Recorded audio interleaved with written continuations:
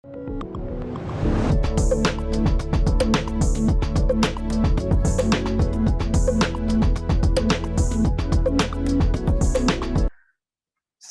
cordiales a todas las personas que nos ven a través de Fiducia TV y estamos en el octavo programa y vamos a topar un tema súper importante ahora para el mundo de las finanzas. Vamos a entrar en el mundo de los seguros y por esto hemos traído un experto en esto, a una persona con gran conocimiento que nos va a explicar de mejor manera todos los temas relativos. Él es ingeniero matemático, graduado en la Escuela Politécnica Nacional, tiene una maestría en Administración de Empresas de la Universidad Carlos III de Madrid.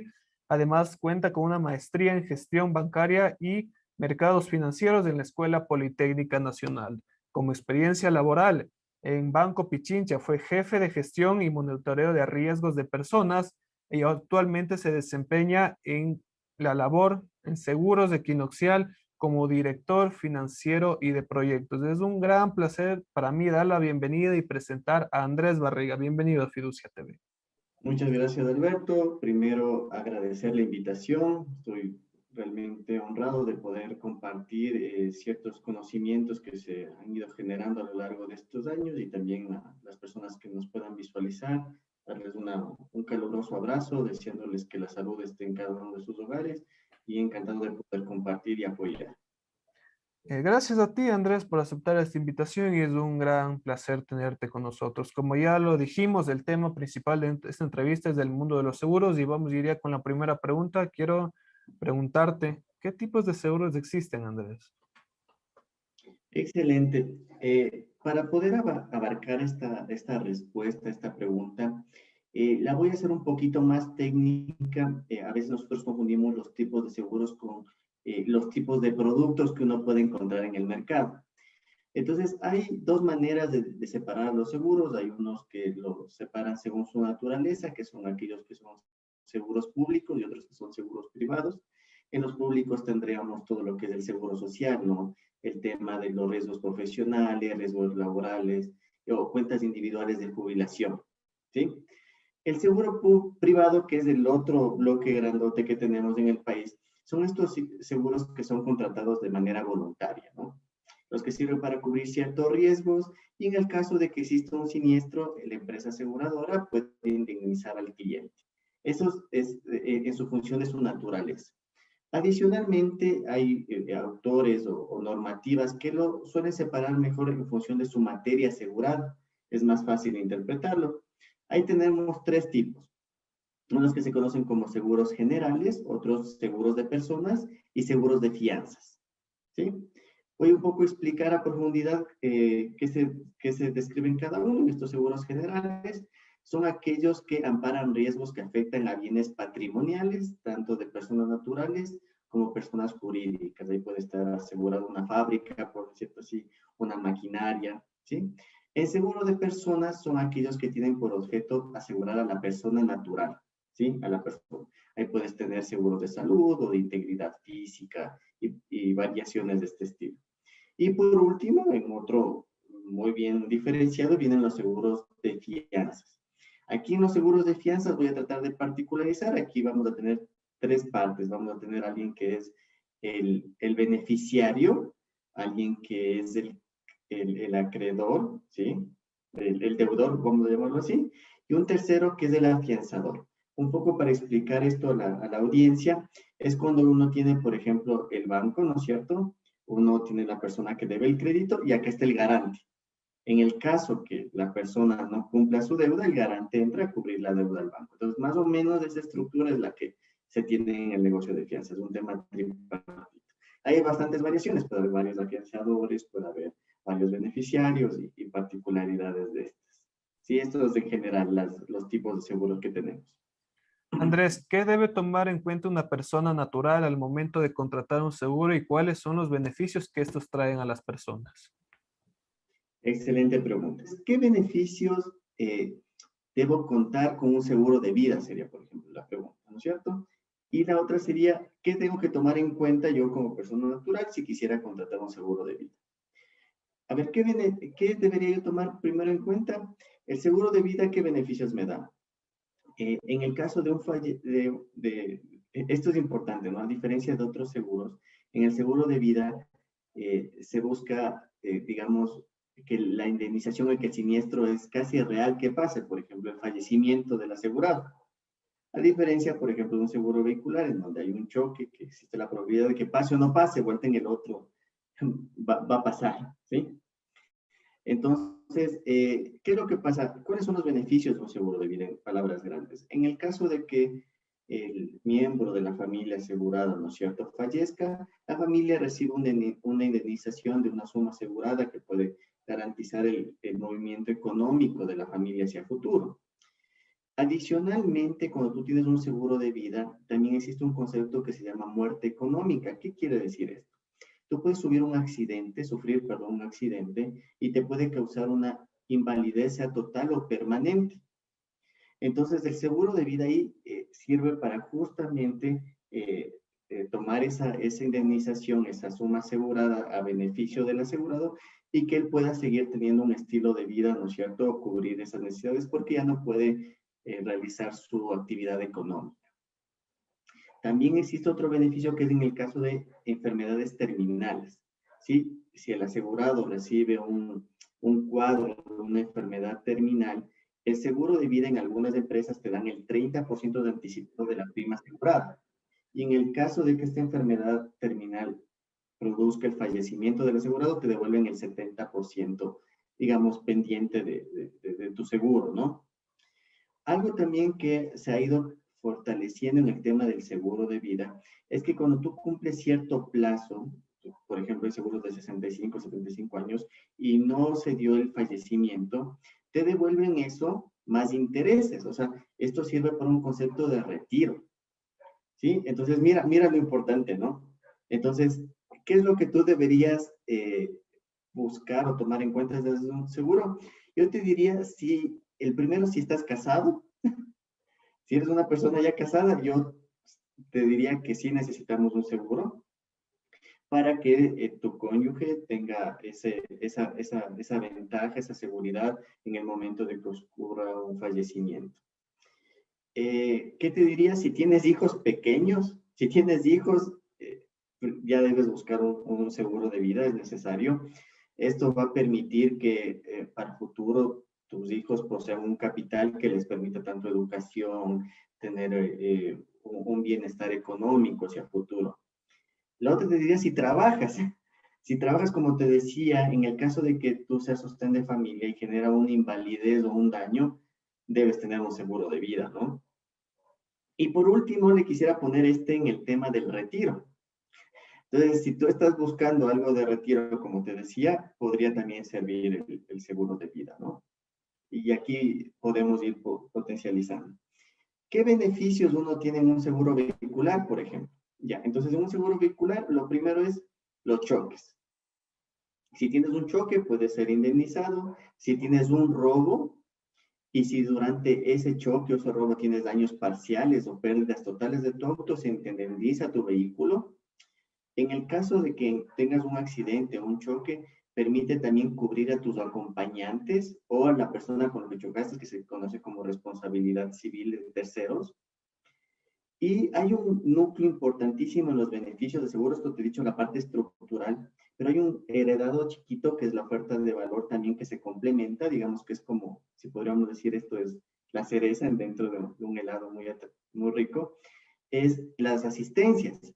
Entonces, en asistencias tienes, por ejemplo, pedir una grúa, si si te desinfla la llanta, puedes llamar y que te ayuden con eso, abrir las puertas de sacar la llave si se te olvida dentro. El reemplazo de un chofer en un siniestro, porque a veces tú tienes un choque y no puedes tú volver manejando tu vehículo. Entonces, viene una persona y te lo lleva hacia un taller o a tu hogar. Algo también nuevo que se ha popularizado es que si tú saliste de farra o de fiesta, ¿no es cierto? Y te tomaste estos tragos, te dan un conductor que te lleve a casa sano y seguro, ¿sí? Y en últimas, yo te quisiera contar, yo, como tú me decías, yo pertenezco a la empresa Seguros de Equinoxial y hemos creado dentro un producto que se llama Autoconectado. Este es súper interesante porque hay un beneficio aquí que nosotros tenemos como un tag que se lo instala en el parabrisas del vehículo y este tag mide telemetría. Entonces, en el caso de que tú tengas un choque, dispara estas señales a un centro y dispara, o sea, una ambulancia, un abogado de manera automática para que te puedan dar la asistencia. Porque cuando tú tienes un choque no sabes de qué impacto tenía, pero con este dispositivo nosotros podemos ser mucho más proactivos a la necesidad de nuestros clientes. Entonces, esto es algo diferenciador que tenemos del mercado, pues te dirá que es otro beneficio de tener el seguro. Entonces, esto puede ser muy diferenciador porque en el momento de una emergencia, que haya un tercero que esté pendiente de poderte pasar la ayuda o poder dar asistencia médica a tu familia, creo que es lo más valioso, ¿no? Entonces, ¿qué deberías tú tomar en consideración para un seguro de tener vehículo? O sea, el tener vehículo, mira, esto es un tema importantísimo para las familias, yo te diría latinoamericanas, ecuatorianas, que el vehículo es un patrimonio para la familia. Sí, la gran mayoría de vehículos a veces son financiados y hacen un esfuerzo importantísimo para poder cubrir ese auto. Entonces, el poder asegurar es asegurar ese patrimonio en el caso de un siniestro, no perder ese patrimonio. ¿Sí? La otra que tenía era, ¿qué beneficios en el seguro de salud? A ver, ¿qué beneficios voy a hacerlos igual de genéricos? La primera que yo veo en beneficios del seguro de salud es acceder a especialistas y especialidades médicas, ¿sí? Eso es valioso porque, mira, el poder irte a un otorrino, después de irte a un dermatólogo, a un oftalmólogo, entonces todos estos temas de tener, eso es un diferenciador, es un beneficio. Y aparte tienes un proceso y ágil, entonces tú tienes o ya apps o haces un contacto con la aseguradora y te pueden poner en contacto directo con esta infraestructura, entonces tienes agilidad y el tiempo es un beneficio. ¿Sí? Entonces, eso yo creo que es diferenciador. Hoy por hoy tenemos casos en nuestro país en que tú cuando quieres pedir, digamos, un tratamiento médico o algo al Seguro Social, tienen tiempos prolongados, a diferencia del beneficio que tendrías con este tipo de seguro. Adicionalmente, mira, si tú tienes un doctor que ya es tu favorito, por llamarlo así, de cabecera, lo suelen conocer, tú puedes utilizar por medio del concepto de reembolso, ¿no es cierto? Puedes reembolsar al seguro que te cubra eso y tú puedes ir a la referencia. Entonces eso también pone una facilidad ahí.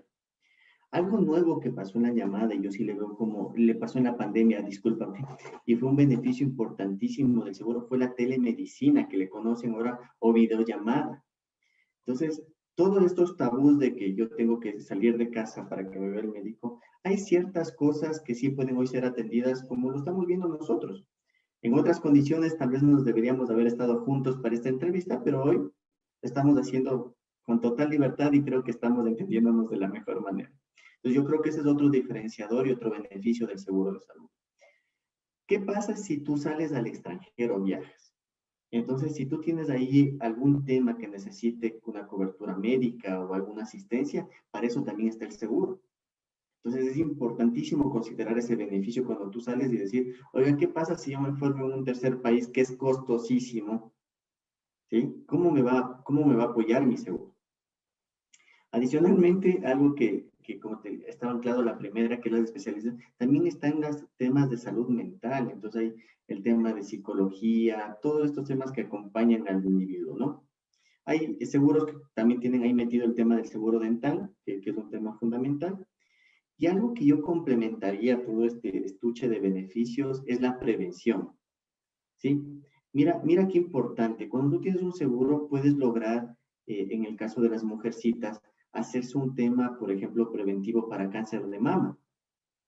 Entonces, yo creo que esa es la parte que engloba todo esto, que nosotros podemos generar salud preventiva, ¿sí? Entonces, yo creo que en función del asegurado podría considerar todo esto. ¿Qué debes considerar para tener un seguro de salud? Ninguna, o sea, todos deberíamos tener un seguro de salud, ¿sí? Eso es mi querido Alberto. Gracias, Andrés. Muy interesante todos estos conceptos que sin duda la gente que nos ven, que nos escuchan, les servirán de gran manera. Ahora también que estamos ya viviendo por una pandemia que nos ha enseñado muchas cosas. Andrés, quiero preguntarte, ¿qué son las fianzas en el mundo de los seguros? Chéverísimo, verás. Las fianzas involucran un contrato de tres personas. Hay, como te decía, hay un deudor, ¿sí? Hay un acreedor, que se le conoce también como beneficiario, y hay un afianzador, que como lo decía en la introducción, es semejante al garante que sirve para en el caso de un pago de crédito. ¿Ya qué es lo que pasa si el deudor incumple su responsabilidad frente al acreedor? ¿Sí? El afianzador cubre ese valor económico, ¿sí? O dependencia económica que había en el contrato entre los individuos. ¿Cómo funciona la fianza? Entonces, la fianza en el país tiene dos mundos o dos mercados importantísimos. Uno que es la fianza pública, ¿sí? En donde el beneficiario es el Estado. Entonces, el Estado tiene proveedores que tienen que darle ciertos servicios. Entonces, el Estado dice, por favor, usted proveedor me tiene que llegar con una fianza. Y aparecen las empresas de seguro. Entonces, la empresa de seguro le dice, ¿usted qué servicio le va a dar al Estado? Le voy a dar la instalación de unas turbinas para una hidroeléctrica, por ejemplo. ¿Sí?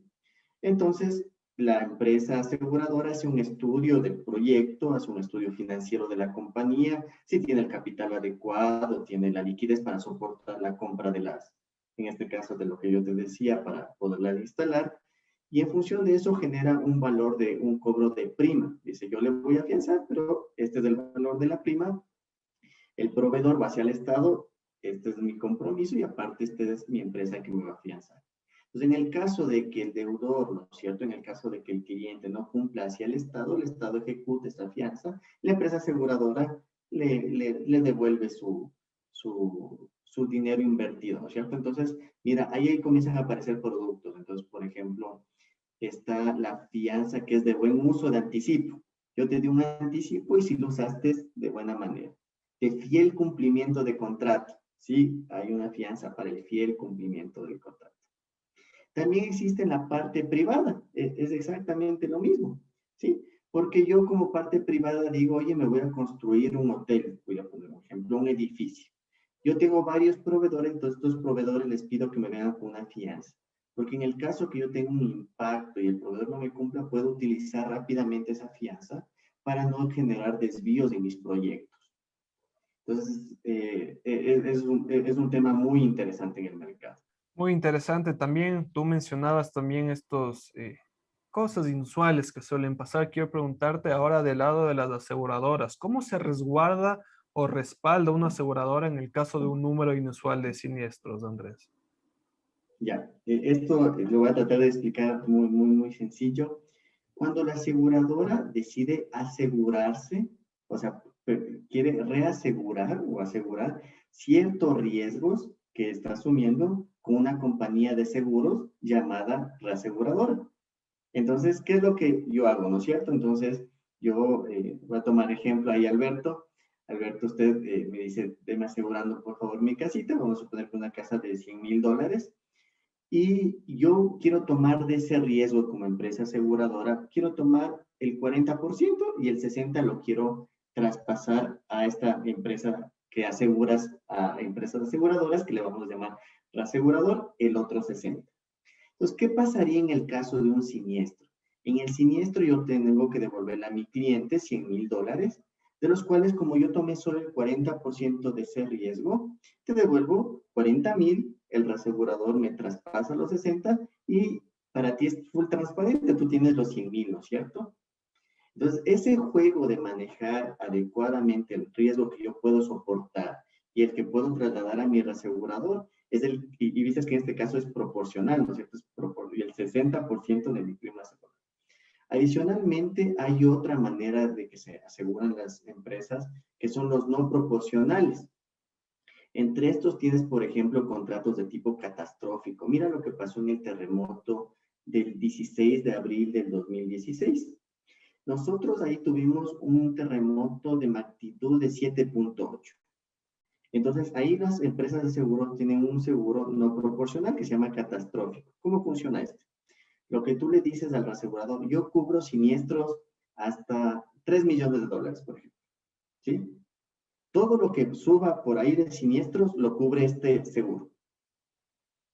¿Sí? Entonces, suponiendo que en el terremoto, creo que fueron cerca de 150 millones en todo el mercado, las empresas cubrieron 3 cada uno, sumamos que sean 21 millones, y los otros 130 millones vinieron de los aseguros de estos contratos no proporcionales, porque no es en proporción como el 60-40, pero sirvieron para cubrir estos escenarios, digamos, catastróficos, este escenario que era totalmente impredecible, por llamarlo así. Entonces, esa es la manera que tienen las empresas aseguradoras de cubrir los riesgos y poder garantizar que el cliente reciba su indemnización y reciba su beneficio tal como lo creó, ¿no? Como lo solicitó. Chévere, Andrés, ya hablamos cómo manejan las aseguradoras estos gastos que ofrecen a sus clientes, cómo cubrir en el caso de un inusual, algún problema que se tenga. Ahora, quiero preguntarte, ¿cómo invierten las aseguradoras su exceso de liquidez? Qué interesante pregunta. Yo a esto le quiero dar una estructura también en dos partes. Por La supuesto. primera es que las aseguradoras deben invertir. Entonces, verán, las aseguradoras funcionamos por temas normativos con un concepto que se llama inversión obligatoria. ¿Cómo funciona esto? Digamos, en el escenario de Alberto, ¿no es cierto? Vamos a suponer que por la prima de la casa que nos decía Alberto, digamos que el escenario al año es de $300. Entonces nosotros tomamos parte de esas primas e invertimos con el objetivo que si se genera un siniestro, nosotros poder tener ese dinero disponible para poder indemnizar al cliente. ¿Sí? Dentro de ese concepto de inversiones obligatorias, tú puedes invertir en certificados de depósito, en papel comercial, en obligaciones de empresas, en temas normativos, pues la normativa te dice que debes invertir en papeles del gobierno, por ejemplo, y también tenemos fondos de inversión en los que podemos invertir, ¿sí?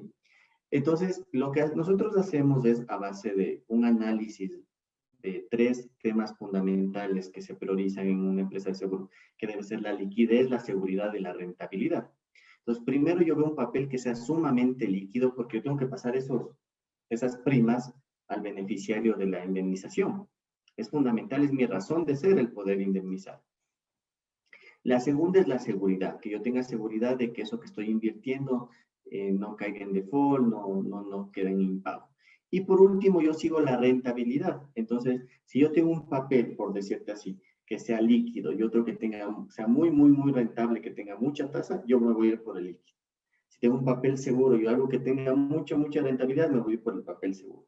Porque nuestro objetivo, como te digo, es siempre salvaguardar esas primas para poder indemnizar a tiempo y de manera adecuada a nuestros clientes. Gracias, Andrés, por tu respuesta. De igual manera, muy interesante, importante todo lo que me estás comentando. Ahora, sabemos que las aseguradoras invierten a cuenta propia y en fondos de inversión. A tu parecer, ¿cuáles son los beneficios de invertir en cada una de estas que te mencioné? Hijo, a ver, verás, aquí hay un tema muy importante. A ver, veamos las ventajas de un fondo de inversión. Un fondo de inversión tiene una estructura financiera muy potente para medir el riesgo de lo que está invertido. De esto que hablábamos de liquidez, seguridad y rentabilidad. Tienen un equipo, tienen una infraestructura grande para soportar eso. ¿Sí? Por otro lado, también cuentan en esta infraestructura, cuentan con políticas, niveles de riesgo, validaciones, comités. Entonces, cuando tú tienes toda esa infraestructura y una compañía de seguros, digamos, pequeña, tal vez no la tiene, es preferible irse con alguien que tenga ahí esta infraestructura, porque si no te la toca montar. En el caso de que tú tengas toda la infraestructura para soportar eso, es conveniente que tú lo hagas de manera propia, porque hay que ser muy reales. El fondo, al rato que tú inviertes, siempre va a marginar una parte que es para esa administración de esa estructura, es natural. Pero si tú tienes esa infraestructura, es preferible que tú margines esas diferenciadores hacia la compañía. ¿Cuál es otra ventaja de de invertir en un fondo versus invertir afuera?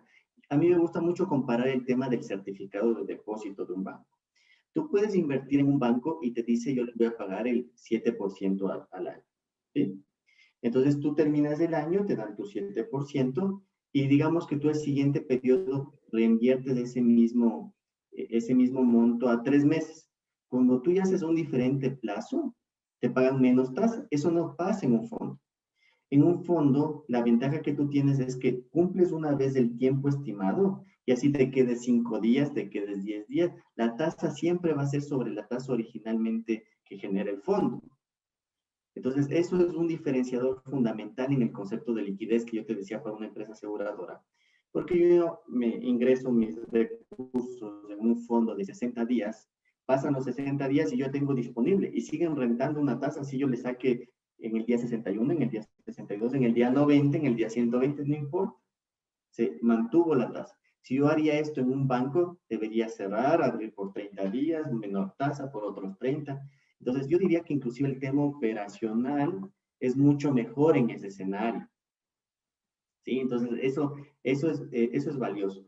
Algo también que toca tener mucha consideración es entender en qué fondos vas a invertir. Alberto, no me dejarás mentir, pero en el país han pasado recientemente casos de corrupción muy importantes, en donde hubieron fondos que no tenían toda esa política, toda esa infraestructura, y al final los partícipes perdieron su dinero. Entonces, yo lo que recomendaría a la audiencia es saber en qué fondos uno va a participar, saber qué gente está atrás, qué estructura le involucra y en qué papeles están invirtiendo, ¿no? Recientemente tuvimos este tema de que generaron, o sea, es todo un lío, no quisiera profundizar que no es materia de esto, pero tenemos que tener muy en cuenta que eso sí ha pasado en el mercado. Entonces, yo les diría que depende mucho de tu estructura que mantienes internamente y lo que estás buscando. Listo, Andrés, ya hablamos de cómo invierten las aseguradoras y tú también lo recomiendas invertir en un fondo de inversión. Ahora vamos también al otro lado de la moneda, que también es muy importante, el ahorro. Quiero preguntarte, tú como experto, ¿cómo recomiendas a las familias que inviertan sus ahorros? A ver, interesantísima esta pregunta. Verás, yo soy fiel creyente que el ahorro es la semillita para el árbol de la libertad financiera, ¿ya? Para que toda la estructura de inversión financiera crezca o nazca, tiene que haber ahorro, ¿sí? Entonces, partiendo de ese punto del ahorro, yo diría que el ahorro tiene que tener una estructura de objetivos. Entonces, lo primero que yo le diría, si hay una familia que tiene unos ahorros iniciales, esto les sirva para generar fondos, por ejemplo, un fondo de emergencia. ¿Cuál es el concepto de un fondo de emergencia? Tener más o menos entre 3 o 6 meses de mis gastos corrientes mensuales, por ejemplo, agua, luz, teléfono, comida, todo lo que yo necesite mensualmente, digamos que yo Andrés Barriga, voy a ponerme un ejemplo, gano $1,000 y todos los meses gasto $700. Estos 300 que ahorro, yo lo puedo ir generando cada vez de tal manera que yo logre 700 por 3 es 1,100 hasta que yo ahorre $1,100, ¿no es cierto? Que serían 7 meses. Entonces yo ahí tengo un fondo de emergencia. ¿Para qué sirve un fondo de emergencia? Sería la pregunta en este concepto de ahorro. Es que si se me poncha la llanta del carro, se me daña algo, pasó algo emergente, yo no tenga que irme a una tarjeta de crédito, a obtener un préstamo y otra vez presionarme, ¿sí? Sino utilizar estos recursos y constantemente estar tranquilo en ese sentido. Entonces, el fondo de emergencia trae tranquilidad. Una vez que ya está hecho este fondo de emergencia, mi recomendación es, como tú decías, invertir, porque nadie genera libertad financiera solo ahorrando, sino necesariamente algo que maximice el ahorro es la inversión. Entonces, mira, en la inversión existen algunas alternativas. Va a depender también mucho del conocimiento de la persona y qué tan involucrado esté con su independencia financiera. O sea, hay gente que conoce mucho los certificados de depósito de los bancos. Y miren, ustedes recién crearon una herramienta muy interesante en la que tú desde el celular puedes invertir. Entonces, les voy a hacer una analogía, no sé si haga sentido, pero para mí es así de potente. Yo que invierto $100 mensuales en el fondo, es el mismo riesgo que está tomando una empresa multinacional que invierte 5 millones.